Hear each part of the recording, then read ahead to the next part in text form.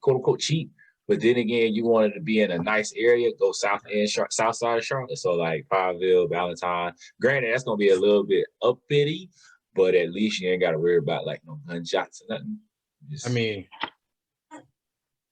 hey, they ain't nothing. But if that's something that you like, I mean, I'm not really worried about that. I mean, you could go on the university side, you could go on the north end side. The north end side is like they try to gentrify the area, just because it looks a little, what we kind of accustomed to, but now they ain't really fooling with that. So they trying to just put a little Starbucks here, put a little coffee shop here, put a little. They doing it subtle, but it is what it is. But yeah, definitely we can kind of, sit down one day and just go over that.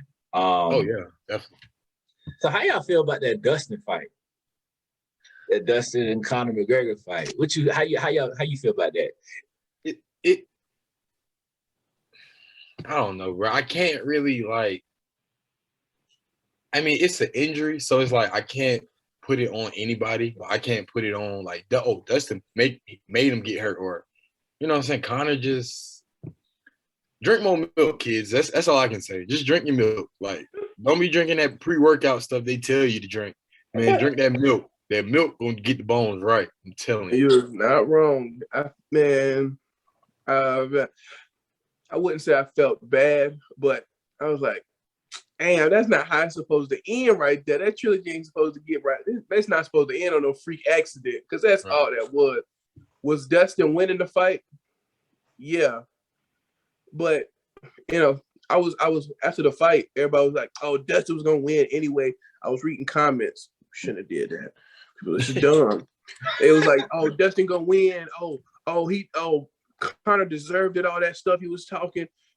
Man, it's sports. It's MMA sports. That's what y'all ask for. If the man was up there, like last fight, there was, if I'm not mistaken, Conor and somebody else, they was up there trading Tabasco sauces and liquor, because they both got brands. And everybody was making fun of him then. Oh, Conor done got solved. Conor did all of this. But now he talking his junk. Now, he deserved an injury like that. Pick a side. That's a good point. That's a very good point. They called my man soft because they was up there exchanging their brands. And then after the fight, everybody was like, oh, Dustin was going to win that anyway. It was the first round. You never know what can happen. Was he winning the fight? Yes, but I've seen people get knocked out in a fight and they didn't call it off. And what was my boy name who kept getting knocked out? I think it was Derek Lewis. Yeah. Was that fight where he everybody thought he was knocked out and he was wobbling around the and then he ended up knocking Buddy out. And got one good punch on Buddy. Yeah, he came knock Buddy out. You can never guess what's gonna happen in a fight. Somebody could be down bad, beat up, and then it only takes one good punch. I think people were harping on that aspect of it because everybody really has a love-hate relationship with Conor. Like everybody hates his antics, but they love to watch him fight. So it's like, I mean, or that might have been reversed. I might have had that reversed. They love his antics, but they hate to watch him fight. They want to see him lose. So I guess that's just kind of one of the things that you got to deal with when you become the villain in your own respective sport. So you look at KD, now Trae Young. You look at one point it was, now it is Aaron Rodgers. You look at people in different sports, they just assume the villain role. So people obviously want to put them down, but they want to see them continue to do bad things, which is kind of weird. It's like you said, pick a side, right? Either you're going to hate them or you're going to love them. So I think, honestly, yes, Dustin was putting the mittens on Conor. Yeah. It's unfortunate that his ankle did what it did. I think the problem that I have with Conor is, and I was never a Conor fan, so I'm definitely on the right side. The problem that I had with Conor was the simple fact of when he lost, he still kept talking noise. Like, it's one thing if you keep talking noise and you're able to actually get up and actually do something, but bro, you're literally talking noise sitting down because your foot's broke. Like, just shut up and make sure your foot is okay. You're talking about, tell him it's doctor's decision. It's doctor decision. I want to fight. Bro, just stop. You were standing right. You were standing on your shin. Your ankle was from under you. You were standing on your shin. And you talking about you still want to fight. I mean, you know that ankle gone, dog. Come on. And he But low nah, I feel blow. you. And see, this is one of the problems that I had when Conor was going at Khabib for a little minute. He kept going at bro family, his religion, his country. Bro did the same thing with Dustin talking about some, your wife Yeah, is in he my did. DMs. I'm like, Yeah. bro, this is how Dustin you said that actually in the press die. conference. Like, this is actually like how you get shot. Like, shut up. Like, No didn't cap. Khabib already teach you a lesson? So, No cap. That's how okay. you.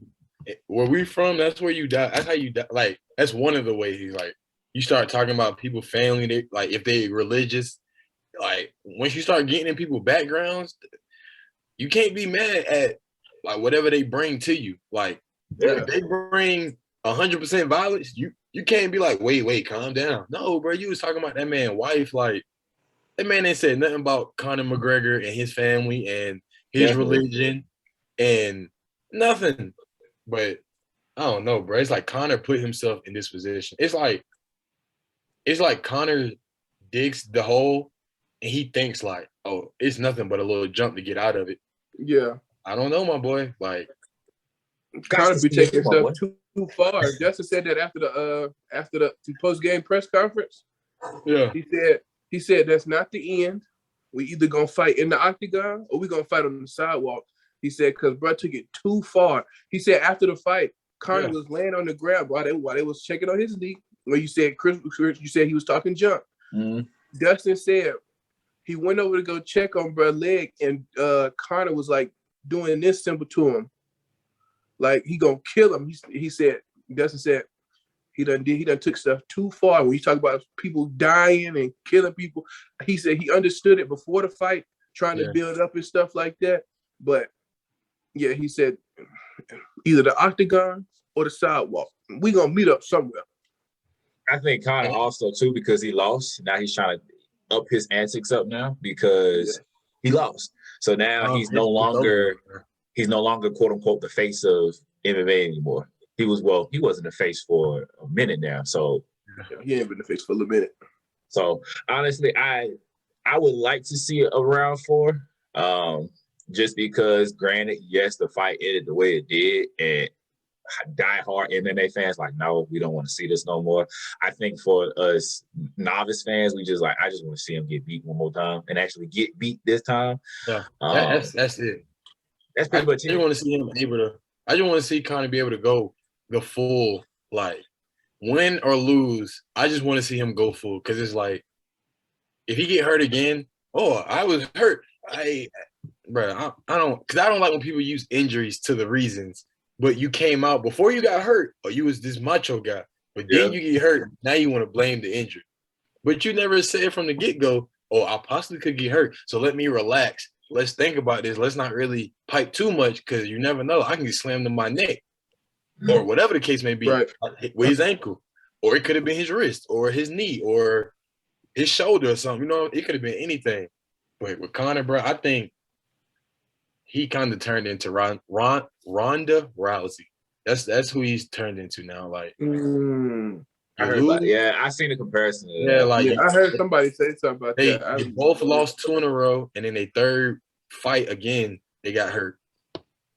And then it's like Ronda kind of took it to WWE after that. So it's like now kind of like, what you about to do, my boy? Like, you gonna see it through, my boy, or you gonna hit the road, my boy? My boy better focus on his vodka. That brand.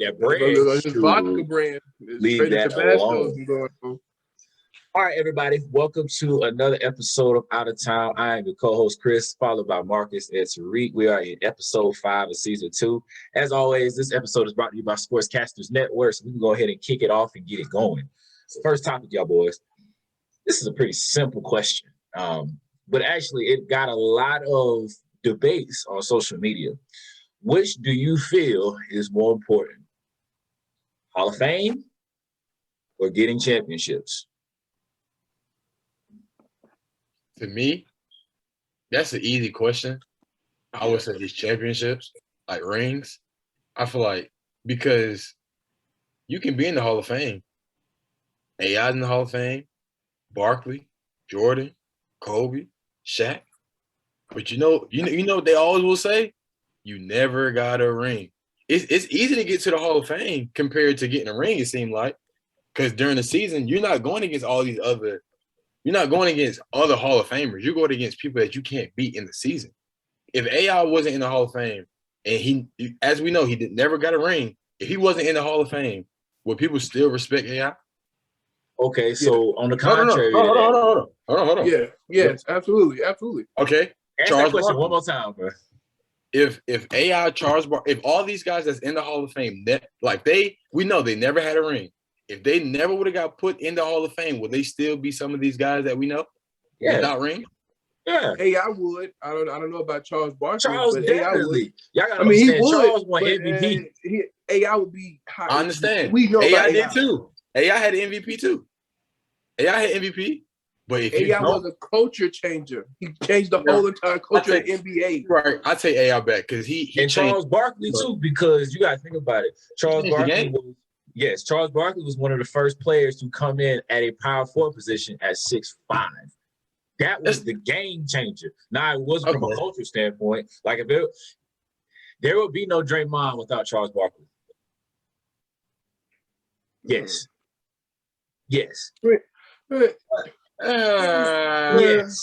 If there was no Charles Barkley, there would be no Draymond. Draymond can play he can play the 3 because he ain't no 6'5". No. Draymond But I'm like saying 6'7", 6'8". For teams to put Chris, to playing at the 4, he was undersized, but he played it well enough. Yes, I feel what you're saying. Okay, to have that as like the kind of almost the normal now. So it don't really like size. Depending on how tall you are, really does not matter depending on your position. Like you got guys like CJ McCollum who are 6'3", 6'2", playing the 2 guard. When you got guards now who are like 6'6", 6'7", and up. So like Kenyon Martin Jr. is 6'6", playing power forward for them Rockets. I'm not gonna hold you. So exactly. So I think, and it all comes down to what do you want as far as your legacy? Like you look at AI, but you look at going back to last episode, you look at Anderson Varejao, who's going to be remembered more. But look, yes, Anderson Varejao has a ring. Cool. But we can't put AI in a conversation like that because of what he's done. Like why not? Because he, out of all the people, he's probably changed the game the most, kind of. AI changed a lot of aspects of the game. So okay, AI he's the most, he probably inspired the NBA to change the most out of all players through, other than like, Jordan and them. But like as of the culture, AI changed it the most. So that's why I said I take that back when I brought up AI. But like everybody's in the Hall of Fame. Not everybody's a champion. Not everybody can get to that finals and get the job done. That's why I feel like the rings are more important. Just like in the NFL. Everybody's in the Hall of Fame, but not everybody's a champion. Not everybody has a Super Bowl champ. Not everybody got a right now. Ring. Nobody's. If you're not winning the ring, we both be in the Hall of Fame. You still can't talk to me. You won. T.O. will be remembered more so. Wait, hold on. T.O. have a ring? No, he doesn't. No, say what you about to say. Who he gonna be more remembered than who? T.O. is gonna be more remembered than the 52 man on the roster who got a ring. We talking about in the Hall. You said Hall of Fame or ring. T.O. is in the Hall of Fame. Well, if he's not, he's going to be in the Hall of Fame. T.O. is already in the Hall of Fame. Somebody who is the 50 on back man on the roster who has a ring. Everybody on the roster gets a ring. T.O. is more remembered. It's okay, but hold on. I got a question. Do you remember Charles Barkley, who has no ring but in the Hall of Fame? Mm-hmm. Are you gonna remember Pat McCaw, who has 3 rings? I remember Charles Barkley. Like Pat McCaw has 3. He has 3 rings. He won 2 at Golden State, and then the first year he went to Toronto, he won one. Another one with Toronto. He accumulated less than 10 minutes in the finals. So let me ask you a question, Tariq. So Tariq, are you gonna remember Charles Barkley or Robert Horry? Charles Barkley. Charles Barkley. Big shot, Bob.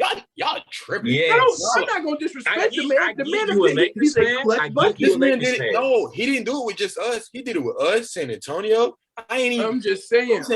I'm remembering Charles Barkley before I remember Robert Horry.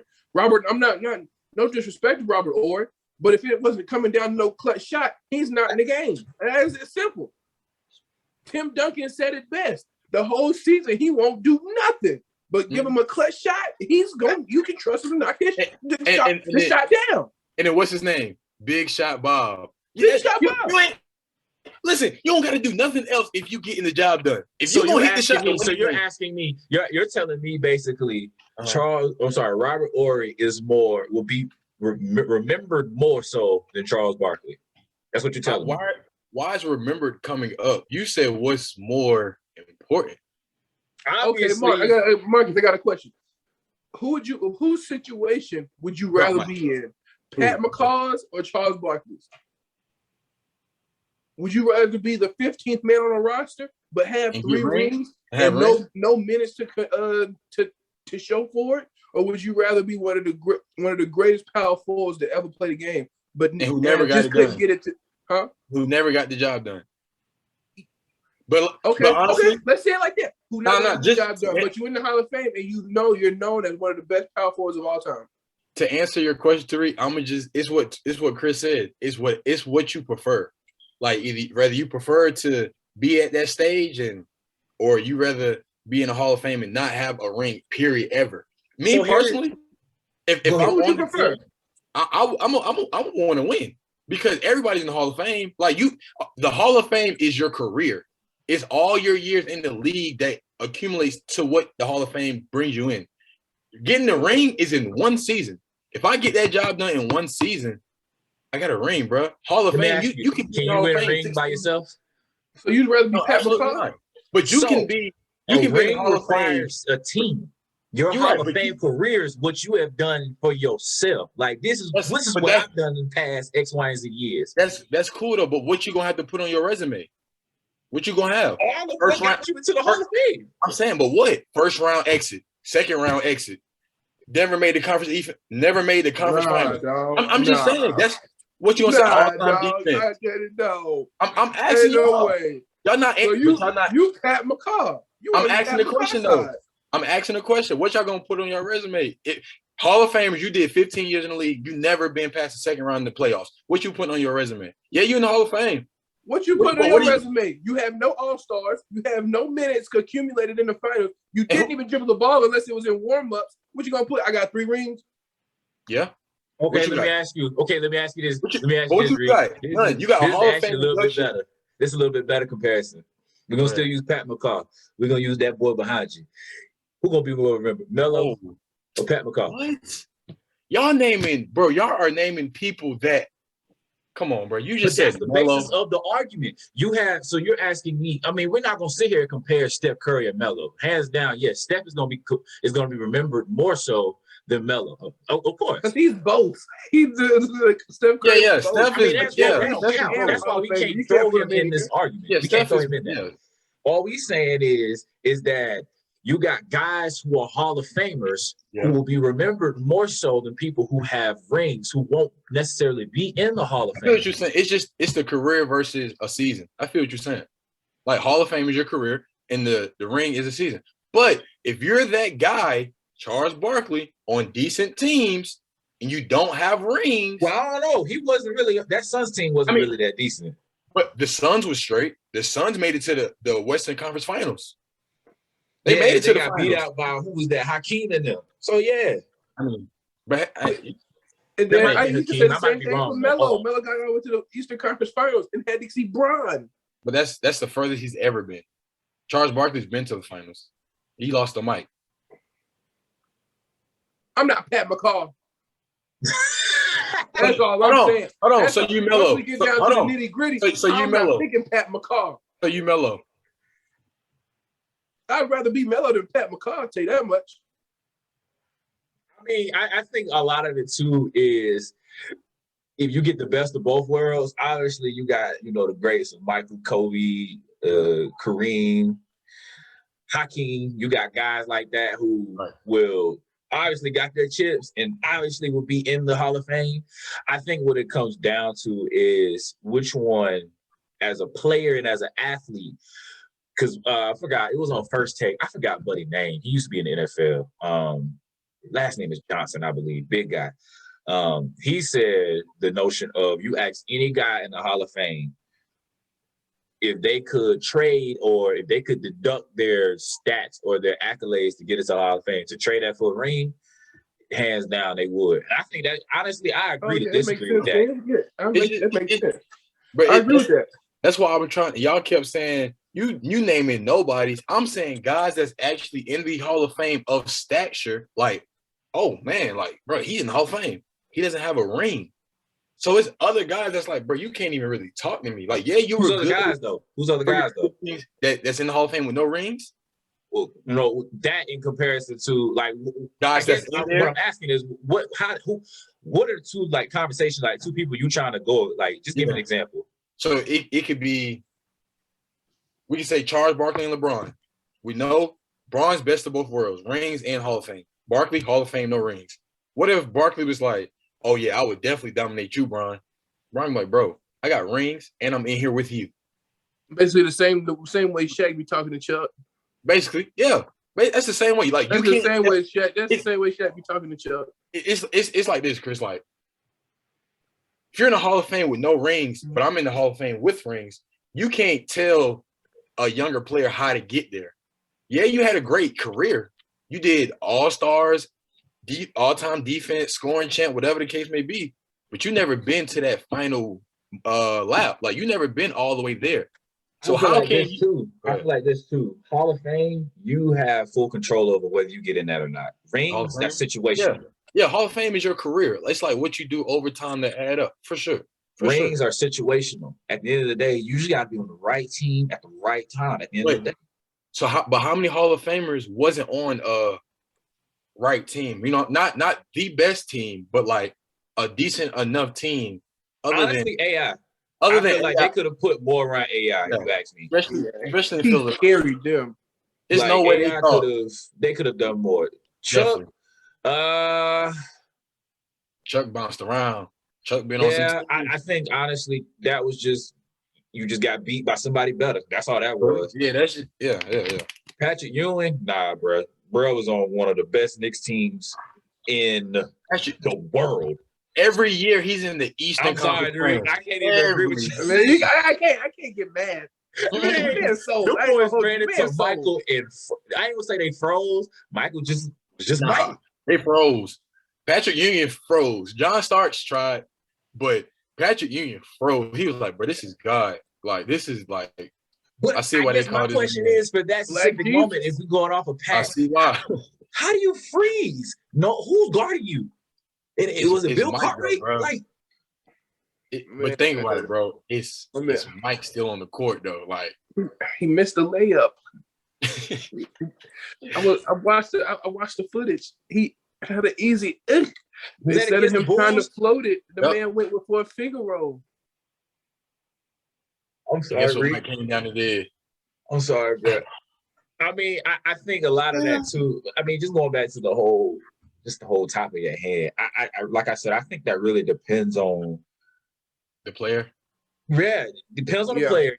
And I think too, you ask Shaq. Well, you're not what ask Shaq, but honestly, had it been not for the people that he was surrounded by, Shaq himself could not get a ring. Now, granted, that's just the notion of everything. I mean, no one ever in the history of basketball has ever won a ring by themselves. And I mean, like, you are that dude and all your folk teammates are legit scrubs. That has never happened before. Or like nobody else made All-Star with you. Like, right. Somebody made the All-Star. Somebody was decent enough to help you out. So NBA, something. Yeah, and I think for football's a little different because it's like that really everything has to go into play. You can have a bad coach and still win a ring in the NBA, believe it or not. I mean, you look at LeBron.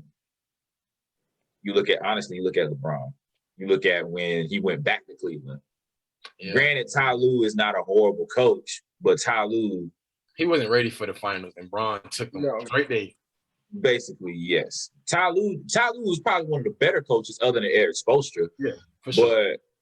But other than that, I mean, I feel like with football, that really comes hand in hand with coaching, players, personnel, like everything plays into it to win a game. No, you can't have a bad receiving core and still get into the Super Bowl. Nah.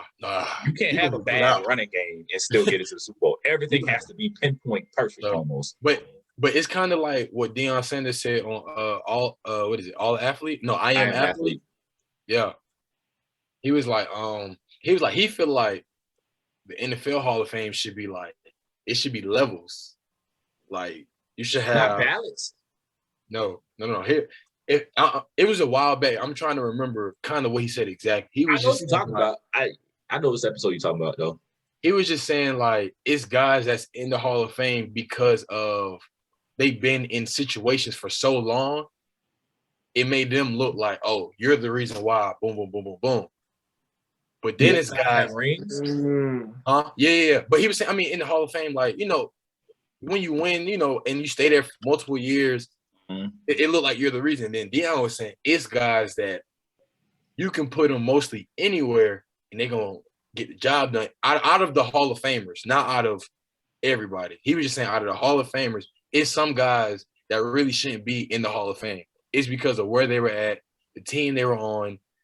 If they had like a superstar quarterback that got Super Bowls, like he was just saying it's the little things to certain people inductions of the Hall of Fame. But it's other guys that they are the reason they're there. You feel me? Like right. They're the reason they're a Hall of Famer, like not the team success or search somebody here and there. But I was like, I mean, makes sense. Because I was like, bro, you can give a 12-man Hall of Fame roster that was like them guys, and you can give a 12-man that was like, okay. I mean, they probably would lose to a regular NFL team or like some guys like, right. Like, Deion kind of got a fact. Like that's kind of the point. I see what he's saying. Do you blame the actual art of the Hall of Fame, or do you blame the people who are inducting these players? The people. So it's like that's kind of one of the things. If you're a great player and you know that through the tenure of your league that you deserve to be in the Hall of Fame, then yes, you deserve to be in the Hall of Fame. But if you, like Deion said, if you're getting people these Hall of Fame committees, if you are getting people because of the situation or fans or whoever, right, or somebody, right, or if it's a buddy system, NFL player, they kind of like, hey bro, get me in there, vote me in there. Then it's like, okay, all right, I get your aspect of rings being more important than Hall of Fame. I get that aspect because you got people who induct these players who don't need to be there. So yeah, definitely. Right. I think in terms of the legacy standpoint, you'll remember somebody more so for being in the Hall of Fame because somebody will always talk about that player. Yeah. Melo, prime example, probably, or I hope he does, will never win a ring. Hope he does, though. Yeah, but he will be way more remembered than majority of the NBA that he played in. But Melo he got a lot of other things. Like you said, his career is what will put him. He got, 2 or 3 Olympic gold medals. He got a national championship as a freshman in college. Scoring champ. What we seen growing up. Right, just his performance. But like, it's certain guys. I feel like in the NBA now, it's certain guys that's going to be in the Hall of Fame, whether they win a ring or not. You still gotta like, okay. Russell Westbrook, prime example. Definitely. Like I want Russ to win, but I just don't see it just because of one, how he plays. It's hurting and helping him at the same time. Sure. Like it's helping him get into the Hall of Fame. It's hurting him to win a ring. Sure. And that's why I say like the winning the ring is a little more important because then you got guys like Russell that's just out there trying to put on every season so he can. I don't know what he's trying to do. I think that's just how he plays. I think a lot of it goes after everything. Yeah. I think a lot of it, I ain't gonna say a lot. I have my own personal theory that he's doing that because of the whole situation that happened in OKC, how that big three got split apart. So now he felt like, all right, I'm gonna show everybody who counted me out that I'm that guy. Because at one point it wasn't Russell's team. Nowhere near Russell's team. That was KD's team. It never should have been Russell's team. I think that's what drove KD away. when they tried to put the keys in Russell's hands. At But one you point, got yeah. But you got one of the greatest scorers ever to touch the ball right beside you. You're tripping. You're tripping. Yeah, and I think too. Well, that's the thing, though. I don't think that. Kind of going back to one episode that I said this before. I don't think KD was that nowhere near the player that he is now. You look at Bron. All he did was just switch his game to protect his body. Bron is still Bron. KD literally it's almost he definitely upgraded from the time he was in OKC, from the time he was in Golden State. That's when the upgrade happened. Honestly, I was gonna say that it's because of where he went, right? So, and I think now, I mean, aside from him getting booted out, I think it's just stagnant at this point. I mean, KD is just KD. Like, you ain't gonna be able to stop that. So, but since we talk about athletes, this actually brings to my next question. Do you feel like analysts, reporters, or let me ask you this way: do you feel like athletes should go back or retaliate against analysts, reporters when they receive negative feedback? Now, negative feedback being if they're in their analysis point. So, prime example, Stephen A. He said something about I forgot. I don't even know how to say the man's name. I don't want to butcher his name, but Otani. I think that's how you say his name. Yeah, pitcher for the Los Angeles Angels. Said some things in terms of somebody asked him, should he be the face of baseball? And he made the comment of, well, paraphrasing, he basically needs to speak clear English before he can do that. And that's kind of one of the similar things that we said about Luka being the face of basketball. He needs to speak better English before he can do that.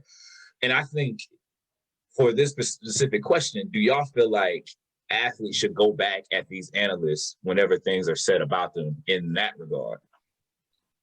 Yes. Anything personal, you have free range. You should most definitely protect yourself, defend yourself, I should say. If he's talking about like baseball, if it's baseball wise or like skill wise or part of the game, then I don't think you should. I mean, you can do whatever you want to. Always defend yourself. But with that aspect, they just doing their job. But if you're going after the man's personal or stuff that he's working on, like his speech and stuff like that, then of course, me personally, I'm gonna defend myself. Hold it, brother. I don't know what you got going on. Calm that down. Right. You know what I'm saying? But if you're going after my game, like, oh, he's having a bad, he can't be the face because he's not good enough or something like that, then hey, that's just your opinion. Just like a butthole, everybody got one. But your personal, you talking about me personally? Yeah, there's a line, and we gonna make it right here. That's all I'm saying. But one thing I will say to when Chris brought up the Stephen A, I like Stephen A a little bit. Sometimes he be on the fence. He be wild. He be wilding out. You know what I'm saying? He be wilding out. Sometimes I rock with him. But one thing I will say, if he feel like he's overstuck, he will come back and eat his words. Even when he about the whole Russell Westbrook, about how he was just saying like that triple-double is good, but you're not winning. He came on the next day, apologized. Did he? You know what I'm saying? Yeah. Yeah, he did. I don't recall, but okay. He apologized, but he kept his same words. He said, I'm going to stick to what I'm saying. I'm not going to change my words now. But that's how I feel like with the whole Otani thing. He said it, and then I watched the next day.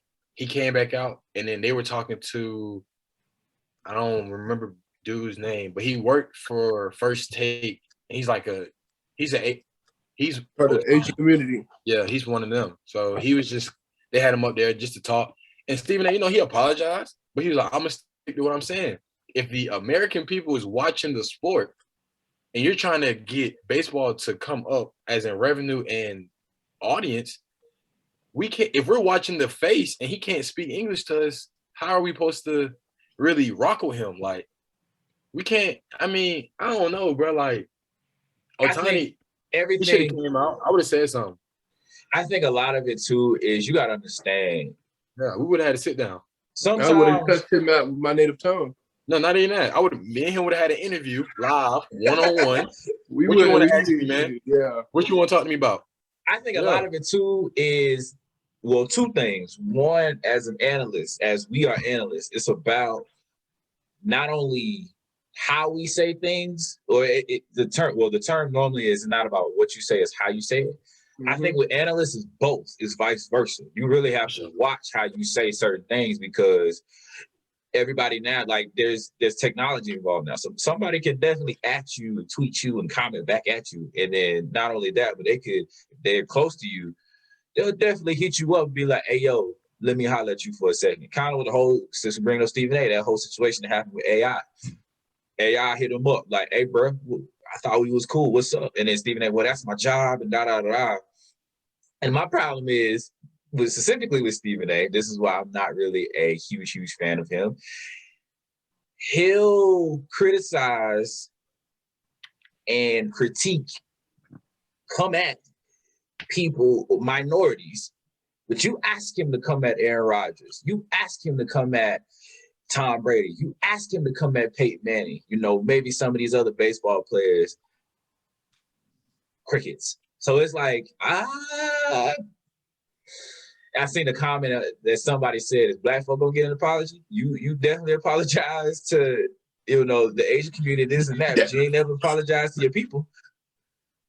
He did the same thing in that same when he was talking the same show about with the USA basketball team and the Nigerian team.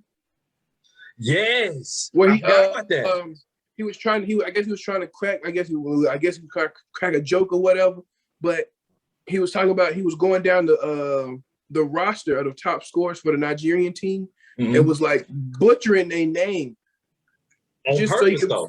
on purpose, just so he can be like, oh, these are scrubs, and we losing to them.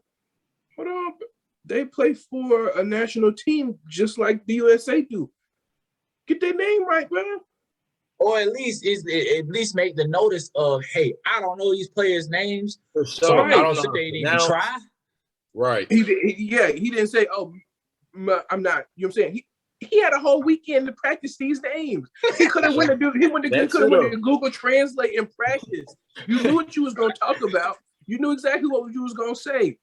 He didn't say, oh, please pardon me, I don't know these names that well, or I haven't been practicing these names. You didn't say nothing. You just decided to butcher their name. And then at the last dude, he said, oh, whatever his name is, at the top of the scoring leaderboard. Come on now. Like, bro, they beat us. Like they beat them. But you don't give no type of respect at all for beating the USA team. Yeah, right. But look, hold on. But let me ask y'all a question.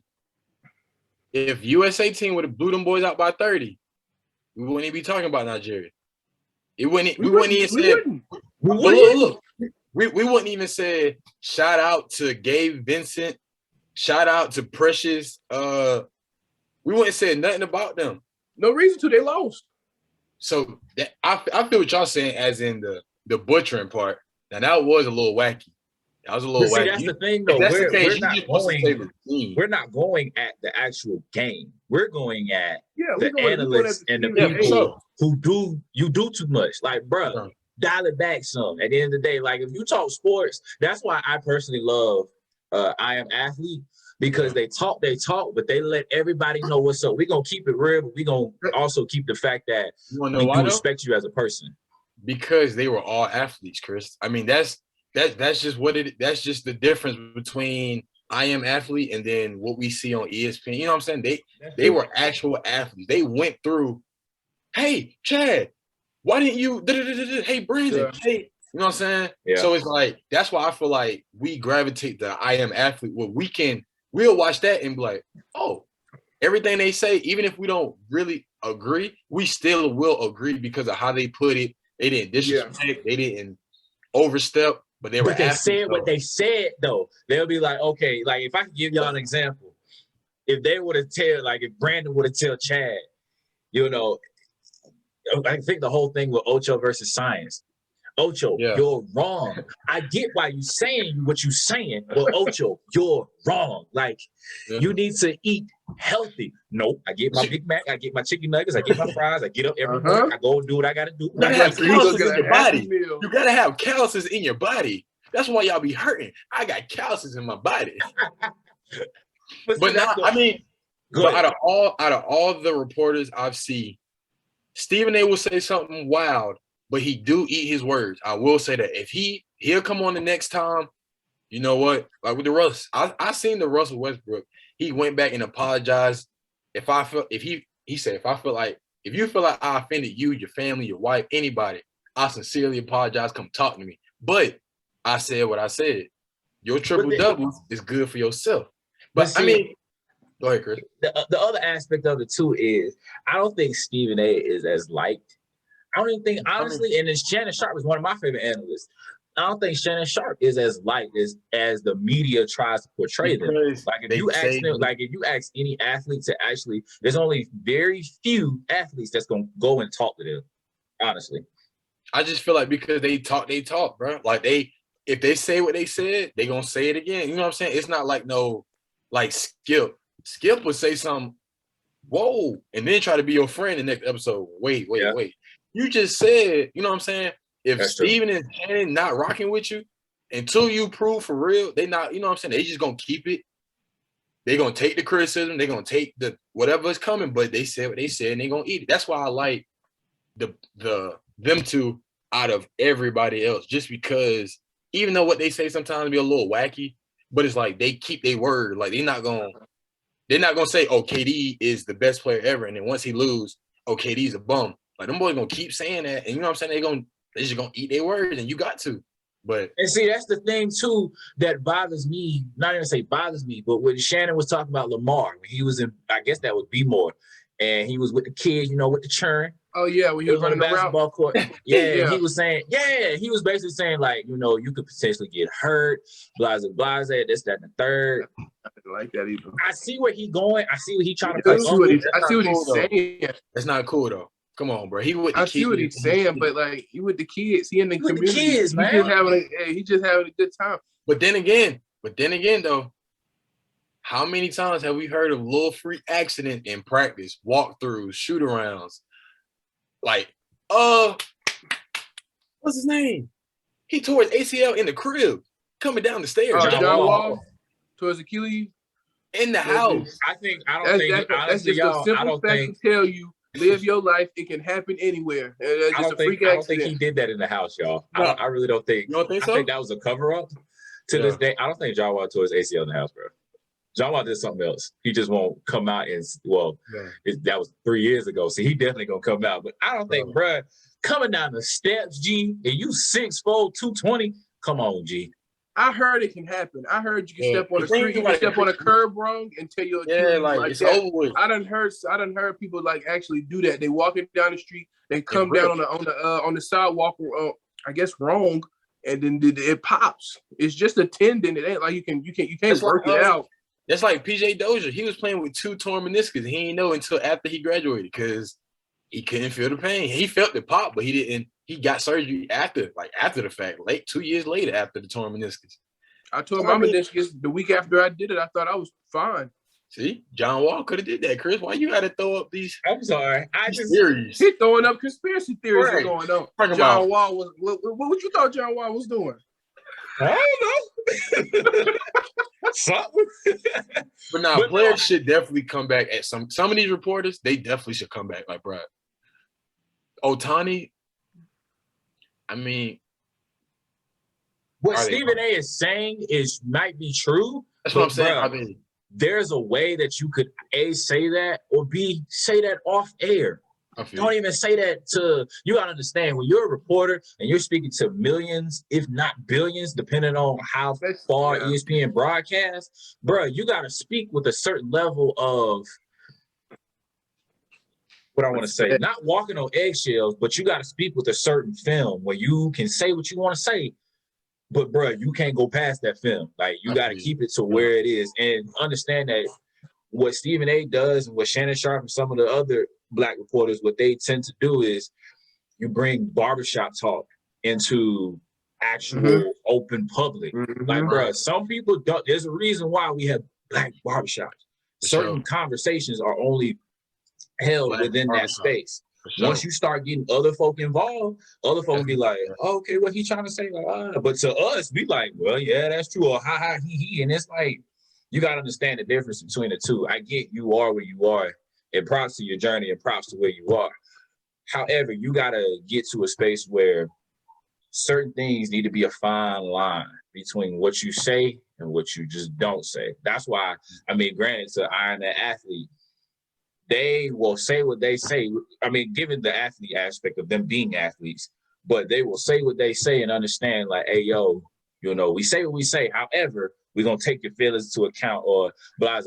Like when, I mean, that's their show, so you know. That's their show. They going for their target audience. Yeah, they know it. If you don't want to watch it, you don't have to. But Stephen A. Smith, you on national TV. Yeah.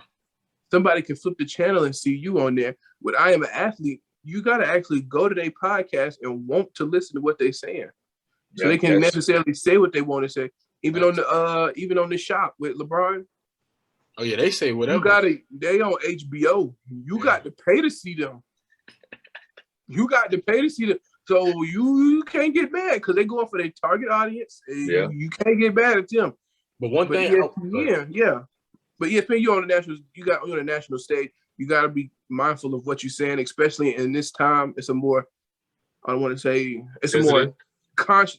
I was gonna say sensitive. I didn't want to call people sensitive. You know, people will come at you. People will come after you for calling them sensitive. I'm not sensitive. I'm just conscious of my feelings. So you know, I'm not sensitive. I'm just conscious of my feelings. I didn't want to call people sensitive. I was going to try to word it a different way. But appreciate that, CJ. You're talking about I'm conscious of my feelings. I done heard it before. So, you know, in this time when everybody can see it, everybody's conscious of their feelings, you just got to word stuff a certain way. Yeah. And I think the last part of it too is, you know, Marcus, you hit the point of, you know, listening to these analysts, you know, that say some things and come back to apologize. How many times are you going to apologize for saying certain things when you've done it over and over again? You're supposed to be a professional. So you should know, if I say this, I immediately going to get some backlash from it. Now, granted, as a man, any person, stand on your 2 feet in what you say and reap the benefits of it. Now, granted, if you apologize, cool. If you don't, well, you're going to get the consequences from that too. But as an analyst, as somebody who speaks, no different than a preacher. A preacher can say, he going to keep, depending on the preacher, he going to keep it real for the most part. However, he's not going to say what he wants to say within the church. You're talking about that preacher that used to be a drug dealer. That's talking about the one who said, man, what you doing in my office? Man, get the F up out of here on Facebook Live. Come on, that preacher. Well, I mean, he a little reckless. At the end of the day, that's why I say you got to be mindful of what you say, especially when you're on national television. Definitely. Marcus, did you want to say anything? Because I know you was going to say something. I was just going to say, I understand, but like the apologies, you're right. Like, you got to get to a point where you understand, like, if I'm going to say it got to be to the point where I shouldn't have to apologize. You know what I'm saying? Yeah. Because then when you have to apologize, now I feel like that's where it becomes the big deal. Let's say he didn't say he has to learn English better or has to learn English first. He could have said, like, if he would have just said something different and it was like, okay, no apology. Like, if he didn't have to apologize, it wouldn't be a big deal about what he said. If he would have said, you know, Ohtani is an excellent Major League Baseball player. He's done some great things this season. Obviously, there's some things as an athlete to become the face. There's some things that you have to change. There's some things that you have to mold yourself to. But for the most part, I feel like he can definitely do that. If he would have just said that, hire him. Man, you know Stephen A. trying to make the headlines. What? And then here it is. Shannon and Stephen A. They gonna be themselves till they get off air. You feel me? Like when that, like, cause you was like, how many times does it take? That's them. You feel me? Like with us, we all want to be, you know. Well, I want to be commentating. You know, I want to be on TV. I want to be Shannon, Stephen A. And when I get there, I'm gonna just be myself. You know what I'm saying? I'm not going. Of course. change. So I feel like that's really what it is between like Stephen A. and Shannon. Like when they be like off the wall sometimes, I feel like that's just them being them. But like you say, you got to realize you're on national television. You can be you to a certain extent. Like if you feel it's about to get a little disrespectful, you might want to just let Steve. You better have something in your brain compute like, okay, switch this up, switch this up, switch this up. let Max and Skip say something real quick, and you just sit there and think while they talking to something. But I feel like it's just them being them, and I mean, we can't not accept that because it's so many other reporters that's not themselves. Like you will see them weeks ago. Oh, you kind of cool. Now I don't even like watching you no more. Like, who are you, bro? Like you're since they got on you, but like you can get on Stephen A. with the whole KD thing. He took it. Still being him. Shannon Sharp, take it. Still be him. I don't know, y'all. I think. Go ahead. I think when it came to that Kwame Brown situation, hey, that situation, there is a divide, bro. Like you got some folks that's like he had to. He didn't say nothing about that man. Other than actually, if you go back, he did though. Yeah, years ago. I'm saying within the past like year or so. He's never brought Kwame. He might bring him up every once in a while. So Stephen A. Smith recently did a HBCU tour. He went around the country with the HBCU schools. And in that tour, now mind you, there's a lot of HBCU schools. Folk out there who think there's only 5. No, there's literally all across this country. Okay, every state is. Exactly. Yeah. So he goes to just about every single school. He gives a speech and he brings up Kwame Brown in just about every speech. Now, take every school in HBCU in this country. He brings up Kwame Brown in at least one of those speeches throughout his tour. So this was as of last year or the year before COVID, so 2019. So you mean to tell me after 20 years, this man been in the league or however many years, and here it is 20 years later, you still bringing this man up? That's one of the things. Hold on. But what's the story, Chris? What's the story? Because he's a bum. He's a scrub. He should have been in the league. Of course, kind of going back to what you said about him being off the wall. So take what I just said, but times it by 2, being a little bit too much. But with Stephen A., you you need context to understand. Because for him to bring up, because I feel like Stephen A. is an intelligent man. He's very intelligent, educated, well-educated. Smart. Yeah, smart guy, Got some brain cells. Yes, a little bit. A couple. For sure.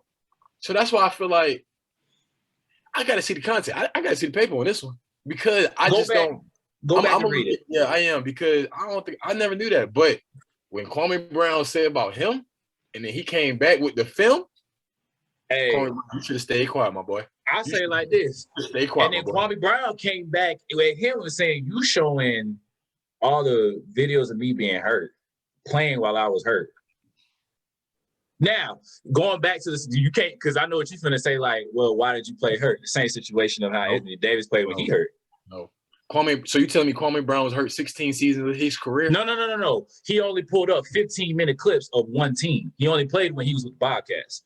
That was when he was hurt. If you go back and look at you guys got to watch Stephen A. You got to watch what he do. It was on his own little show. Not just listening him to laugh and joke. I actually started listening and watching what he does, and I'm like, education purpose. I'm like, hold on, bro, hold on, G. That on the line. And then because I'm a person where I have to hear 2 sides. So I've been following Kwame, and I've been devil's advocate. Yep, that's all Chris is. That's all I'm saying. That's all Chris is. Devil's advocate. I'm a person where like you can only pick on somebody and critique and analyze them so much to the point where it's no longer analysis. You just coming at that person.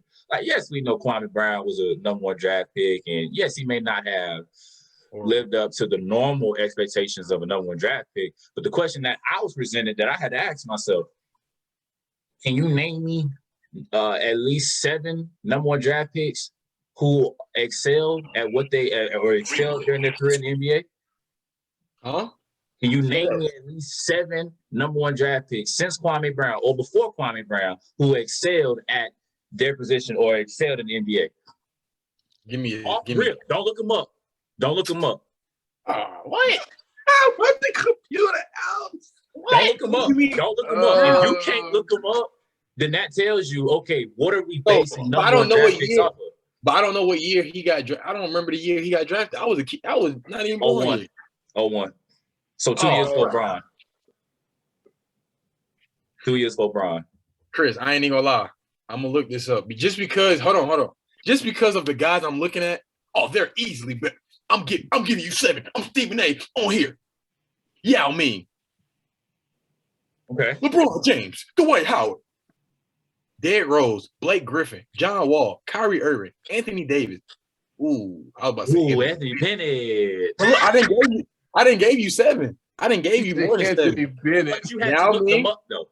I feel what you're saying, Chris. But if I was 30 right now and I was born in whatever that time was, 80s, even okay. So you're looking at people. I would definitely Kwame. Look at them before. Okay. Oh, you got guys. You have guys. You Look have before. guys. Look at you before. You have guys. Number 1 picks. You got Michael Thompson, Magic Johnson, James Worthy, Akeem Olajuwon. Michael Thompson. Michael Thompson. Klay Who's that? Thompson, daddy? Huh? Klay Thompson, daddy. Yeah. Y'all sleep. I don't know him. Y'all sleep. We do not know him. I don't know him. The Michael Thompson. Okay, hold on. Look, I know him as Klay Thompson, daddy. Look. You got Kenyon Martin, Elton Brand, Tim Duncan, Allen Iverson, Joe Smith, Glenn Robinson, Chris Webber, Shaq, Larry Johnson, David Robinson, Patrick Ewing, Akeem Olajuwon, James Worthy, Magic Johnson, Bill Walton. That's what you had to look up though. So it's like for people. So like for I'm young. I'm a young guy. No, but I'm saying for like analysts who are older, and I'm sitting there and I'm listening, and I'm like, okay, give me 7. And I'm sitting there waiting on them 7, or give me people that you would compare Kwame to. Okay. But that's never been the question though. On any of Kwame Brown's headline, they've never been like, okay, guys, Stephen A. Max, give me 7 number 1 picks that's better than Kwame Brown. You know what I'm saying? But see, that's also too, as a person, why would you want to think of that? That comes back to the point of, okay, someone is coming up with this content for you. For sure. And go ahead. No, go ahead. I was gonna say for sure. Oh, that kind of goes back to like, is it really the point of, is this really Stephen A. saying, is this really him talking about Kwame? Is this him genuinely? Is this him somebody telling him to say this about Kwame? I feel like with the Kwame Brown piece of it was him because, he was covering it when him and Skip was together when he played for the Lakers. So I feel like piece of it is him, but like, I don't know, bro. I was gonna say with Kwame Brown, I feel like that's all him, just because of like how Kwame Brown came at him from like the first time, and then. Oh no! I'm sorry. I meant when all this was transpiring, when Kwame was in the league. That's what I meant. When all this took place, he only got 2 left feet and da. Which was funny. It's true. Still funny to this day. I think a lot of it is after that point, you got to point out, okay, he ain't really the best. After that, you got to carry the butt of the joke for the next 20 some odd years. So that goes back to the whole topic at hand. I'm actually glad Kwame came back at him because that's literally like, if you get picked off for 20 years, bro, you're going to get fed up. After a certain point, if it ain't about basketball, and you talking about, well, the man shouldn't have and shouldn't have been this and this and that and the third. I'm like, okay. Look at Greg Oden though. The biggest bust ever. That's because of injuries. Kwame Brown said he had injuries. No. Kwame Brown was in a situation where he didn't even want to be on the team either. Come on, in the Washington? Yes, bro. That whole situation, I was like, this is petty. So I mean, I feel it. I feel like if Kwame Brown didn't get put at that high pedestal early, he possibly could have been another guy. Who knows? But he could have really been like solid. A solid role player. That's exactly what he played. 7 foot. He played a solid role player role. Yeah. He probably would have been on the same part of given the correct training and actually the correct environment. I compare him. He could have been somebody like, as of right now, somebody we compare. Honestly, he could have been maybe like Andre Drummond. He could have been almost Dwight Howard-esque. He could have been Dwight Howard before Dwight Howard, honestly. What do you mean by that? I mean, in terms of dominance. Yes. But if being Dwight Howard before Dwight Howard, that would make you on par for that number one pick, right? David Robinson. That's what will make Dwight Howard before Dwight Howard. If we're gonna compare, we got to compare them realistically. Dwight Howard was the number one pick. If he was Dwight Howard before Dwight Howard, we wouldn't. Stephen A. wouldn't even have no problem with we would be going after Stephen A. for calling him a bum. For sure. So we would have to compare him to going off of that, who got put in a better situation to excel? Granted, Dwight Howard. Between who? Dwight Howard and Kwame Brown. Dwight, easily. Okay, thank you. That proves my point. So, but how is that Dwight? He didn't. No. I meant if Kwame Brown, if he were to go to the right team that actually wanted him and actually wanted to see him succeed as a number one pick, yeah, he would have been solid, bro. Bro would have been. I think honestly, bro, I think Mike did want him. No, he didn't. No, he didn't. The situation. So, all right. So I'm putting y'all on game again. So this is how it went down. Kwame Brown, 17 years old, coming out of high school. This was when that was normal. Mm-hmm. So Michael Jordan did not want him. He actually wanted, I forgot who else was in that draft. Elton Brand, I believe. Yeah. He wanted Elton Brand. Now, MJ, who was the GM, was beefing with the owner. Them two did not like each other. Or MJ wasn't a GM. He was like he was a player. No, he was a player and like a consultant, but he drafted Kwame Brown himself. Like he said, that's who I want. That's what I'm saying. It's a story. Jordan. He ain't want Kwame Brown. No, look. Gilbert Arenas was on All the Smoke. They explained it. Michael Jordan drafted Kwame Brown himself. Go watch that with Gilbert Arenas. I know what you're talking about. I saw it. I think that's Gilbert defending Michael because no one wants to talk bad about Michael at the end of the day. But Gil's not that guy. Gil's not the protective guy. Yeah, Gil's going to talk. I don't know about that one, Chris. That's Gil true. ain't gonna protect nobody. That's true. Gil going to man don't even protect his own kids. You got to understand. What you say?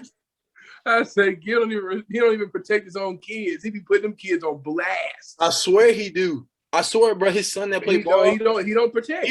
He dogs his son. He be like, bro, you're not that good, bro. Like, you think you're good, you're not good. I'm like, I mean, hey, if Gil's talking like that, I know he not hiding. To his child? You think he gonna protect Black Jesus? Yeah, right. And Black Jesus don't do that for him. That's a good point. That man is what, Adidas too? I think there's two sides. Like there's always three sides. You got one side, the other side, you got the truth. But I personally think that there may have been some hiccups within that situation. Granted, Michael was probably saying, yeah, I want him, but that was after the fact of, drafting him and bringing him on. And then bringing him on, from Kwame's standpoint, gave him hell, didn't even try to train him, always coming at his throat, this and that and the third. You said why? You're the number one pick. So let me ask you. I feel like you were that good to be the number one pick. Somebody had to pick you at number one. Did Shaq get trained at number one pick? Yes, he went to LSU. Yeah, he did. Kwame Brown came out of high school, bro. Kevin Garnett, out of high school. Well, he wasn't number one pick. The only person who could come out of high school and be that dude was one person, and he is arguably the GOAT. So, Ron. Kobe came out of high school. Dwight Howard came out of high school. Kevin Garnett came out of high school. The GOAT. That's what I'm talking about. That's the GOAT. But Dwight Howard was dominant straight out of high school. I'm saying KG was going into a good situation. That's what I'm saying. You're talking about the number one pick going into a bad situation because the GOAT. Everybody that y'all just said went to an excellent situation at the end of the day. Kobe didn't go. He didn't get drafted by LA. You know what I'm saying? He's supposed to be in Charlotte, but they dumb. Oh, I personally think if Kobe would have went to Charlotte, he would have been the same player, hands down. No. Didn't Kobe say he didn't want to go? No, he didn't want to go because they traded him during the whole night. They didn't even let the next day come. They traded him like right after on draft night. Yeah, right. Yeah, so he had to take the cap off, put the LA on. So it was like, I'm never going to be Kobe. If he went to Charlotte, though, he wouldn't have.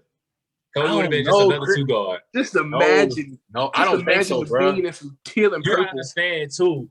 Like I said, with basketball, yes, you don't need a coach to win a ring per se, but when you have arguably the best coach in the game, Phil Kobe Jackson. didn't have Phil until his He third didn't have Phil season until later. into the league. So what season? Like his third season. No, Phil was there when he got there. I'm No, gonna look that up wasn't. right No. now. Cole was on wasn't the bench. Cole was was on the still- bench like his first two seasons. Phil was still on the Bulls. Yeah, he was with I'm gonna look that up, bro. He was with Mike when Yeah, Cole got Phil was drafted still in with the Bulls. 99. Yeah, I mean 96. Oh, you tripping? Look, Okay. look. Okay, Okay, Tariq. Lakers who Put him came on game. in. Put Okay, him on he came game once in again. 99. Put him on All game. right, hold on. Put him on When game. Cole get drafted? 90. No, he won. No, he won 96. 96. Because Cole won a dunk contest in 99. Got drafted in 96? 97? Looking at it right now, 96. So 3 years. So granted, yes, Phil wasn't there for the first 3 years, but granted, who becomes that legit guy in 3 years? Honestly, I mean, when I'm talking, we talking about Jordan Dwight Howard. in 3 years. In 3 years, yeah. Michael wasn't that dude until about his 4th, 5th year. Fact. Now, nobody. Nobody Like I was said, the only person was the guy that came out of Ohio. That's the only person who came out He the was gate. not the man. He was not the man year 3. Yes, he was. 2005. He was. I mean, What do 2006. you mean by the man? What do you mean by the man? I mean, in terms of somebody like Like a obviously top taking 5 over his player team. in the league? Obviously taking number over his option. team. Okay. Yes. Okay. But I'm also saying in terms of somebody that is looking at the league and is like, ooh, he could possibly make an impact as of in the next couple weeks. Yes, LeBron. I mean, if that's the case, Zion. The boys wasn't even in the playoffs. But I'm saying you said number 1 on his team and who could change the league in weeks. You ain't say win. You ain't say rings. You just said number 1 on your team and who could change. Well, obviously, too, If that's we the looking case- at Zion from a stature, from an athleticism standpoint. I always say Zion needs to still drop 30, 40 pounds before we even consider him in anything. He need to shoot and dribble like he used to. So Then he really being a Buffy. all of that to say, yes, athletes should go back at analysts when things are when things are coming at them in a negative fashion, when they're, whatever. So going into the next topic, third and final topic. Who do y'all feel like is the greatest female athlete of all time? Serena Williams for the next 2 years. God, dog, not you put a timer No, on her. yeah. Simone coming. Simone is coming. Definitely. Okay, respect. Simone is because Serena on the downfall. She gradually getting up out of there, slowly but surely. Serena been up for so long. So long. her going down is she's still higher than people that's trying to come up. Yeah. So it goes Serena here. Yeah. Simone here. Whoa. That's a little low, bud. That's mighty disrespectful. What you mean? That's close. I would say Serena and Simone. Yeah, my bad. You know what I'm saying? My gauge was a little off. Serena, Simone, and then everybody else just at the bottom to the floor. Whoa. I ain't gonna let you just say everybody. Who up there with them? Come on. If you can name, I would say Candace Parker too now. Candace. Who? Sue Bird. Nah, Candace Parker for sure. For sure. She's not close. Lisa Leslie at one point. She top 3, but she not up in there. She not up in there with them 2. So what about Dawn? Dawn got a championship when she played. She got a national championship. She is not in the. I'm not putting her in the category with Serena and Simone. No. Okay, I never said what that. do you define as greatest athlete? Tariq, what do you define as that? Good question. Somebody that changes the sport in general. So Dawn didn't? I mean, not the way Simone did. Not the way Simone is doing now. Not the way. I'm not putting her in the category with Simone and Serena. Serena changed tennis So the whole sport. Simone, they changed the scoring the way they had to do the scoring for Simone. So did Serena change tennis for everyone or for women or for black people? Because if you want to be real, women and black people. I'm saying, but for the whole, as of the sport of tennis, white and black and everybody else, it's other people. I mean, Serena did her thing. Don't get me wrong, but if you go ask somebody else who really changed it, they gonna name Roger Federer or what's my dude with the long females brown? though. That's why we're going on. My fault. You right. My bad. You right. My bad. I worded it wrong. So what about Serena changed the game for females and black people? What about Lolo? Who? Lolo, the Olympic runner, the sprinter, the one who got FloJo. Talking about FloJo? I know about short. You know, that's my girl. Man, we hang out on weekends. We hang out on weekends. That's a stripper name. He's Lolo. Lolo. She ain't no stripper. She a sprinter. I'm sorry. She a sprinter. She ain't a stripper. She's a runner. She's a track star. But not honest. It's either Serena or Simone. It's nobody. I mean, Candace could be like up there, and Lisa Leslie. Trying to think of somebody else. No. No. What? Nah. And them two are in a category of their own. What about Honestly, Becky? Yes. Who? Yeah. Becky. Hammond? No. I mean, kudos. At one point, we could have said her, Ronda Rousey. No. At one point, we could have said Ronda. You're definitely correct. Definitely, you could put Ronda in that category. Huh? Yeah. What category? Of being the greatest athlete? With Serena Simone, when she was winning? Definitely. When she was that girl? Oh, yeah. Definitely, bro. When she was knocking females out every other night, yeah. Definitely, she started to get endorsement deals and commercials and being in movies and stuff. Yeah. Definitely, she was starting to become. Now, the question is to reach standard, did Ronda change MMA for women? Now, that I have to go back and do research because I don't know. I really didn't start getting into women MMA until Ronda, honestly. So that show, but that goes to show. That's true. That's a good point. My case is I'm gonna always say Serena for right now because any woman that can play their sport, carry a child, dog. Not the first 3 months. No, she was up there. 6, 7, 8. She is about to come out. About to pop. Nah, bro. Simone's doing her thing. And it's either Serena. It's like a 1A, 1B to me. Go ahead, Tariq. You rose your hand. Oh, for Marcus. Oh, it is to me, right now, there is a clear 1 and 2. Serena's 1, Simone is 2. And why? Just because Simone, that's why I said in 2 years. At the beginning, I said in 2 years. Because wait a minute. No, when the next Olympics, I should say. The next time she does the next Olympics, she'll get above that because she's gonna win gold again. That's why I can't. Then she'll go again. Then I put her above, depending on how many medals she wins and how many events she does. That's when I put her above Serena. But that's why I'm not putting Simone above Serena right there. Wow. Simone only do Olympic events. That's what we know her for: Olympic gold medals. We know Serena for winning weekend after weekend after weekend. You can't fault Simone for sure. I mean, there's no tournaments of gymnastics. Like it's mostly Olympics for her. Right. There's some good stuff here and there. So yeah. Play tennis. I mean, it's a little stuff here and there, but it's not like the Wimbledon and it's not the U.S. Open and right. You know what I'm saying? It's not these little things. So it's just Serena show it to us. I ain't say 12 months out the year, but anytime there was a competition available. That Bingo. For tennis, Yeah. yes. But I personally can't put that past Simone because you going off of when they make schedules. So for sure. But at the same point, Serena is beating people from around the world, no matter what tournament she in, because people can join from around the world.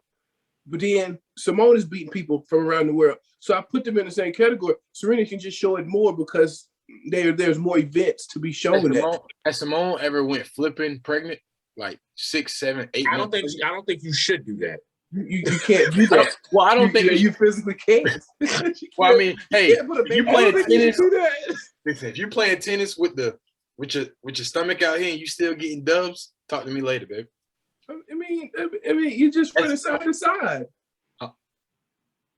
I feel what you're saying, Tariq. I get You it. can't. I mean, you can't compare. a little lateral. Don't get it up. Hold on, Chris. Hold on. Wait, Chris. you're not about to sit here and tell me. I'm just saying it's just two different sports. Chris, one, you're Chris. Honestly, one, you running. You just running. Chris. You cut That's back. still You a lot for a pregnant woman. Chris, he can't be serious. He can't be serious. I'm not trying to put nothing past her. I'm not trying to downplay nothing she's doing. This but man said one, all she do you is can run still side do to side. the other one. Now, come on, Bob. Come on. That's all you said. You said it's a little bit of running side to side. It's not a little bit of running, but it's They can't running. even walk, Chris. They can't walk. They be my back. And you talking I'm like just this saying. I'm saying side to side. as far as like, you know what I'm saying. I don't know how to word it now. I can't word it now. Damn. So what? Yeah, a little side to side running, no problem. No. With a whole human on your stomach, just running side to side, like Tariq said, just a little bit, not too far.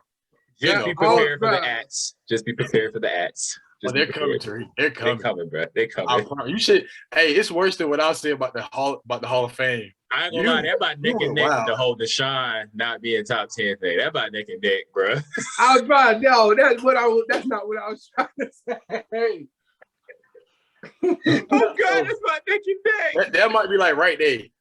No cap. Cause he said, yeah, he wouldn't. No, he's not top 10, no matter what happens. Joe, what? No, that's wild. What you said was wild. He actually believed his statement. I just worded it wrong. Okay, so all right. So what you meant to say? Go ahead. It's not just running back and forth. Now it's not no running it's back. It's not. What I'm saying is, tennis is angling the ball and running. She's pregnant, Tariq. I understand that, but I'm saying with Simone Biles, you really can't. It's bad for the baby to flip. You were doing flips. We're in the air twirling, doing flips. So Tariq, so you say it's okay for her to play professional tennis? Is that what you're saying? That's okay. No, though. That's not. It's not okay. Hold on. What you're saying is the baby can't flip, but the baby can go side to side. Is that what you're saying? I think that's what you're saying, Chris. You're good. I think that's what you're saying. You telling the baby can't flip, but the baby can run side to side. Closed. Case closed. All right, y'all. We're going to go ahead and wrap this up. We are officially out of time. Great topic, great discussion. Some pretty dope hot takes, so stay tuned for more to come. As always, this episode is brought to you by Sportscasters Network. I'm your host, Chris. Marcus, Tariq. Catch you next week on episode 6. See you soon.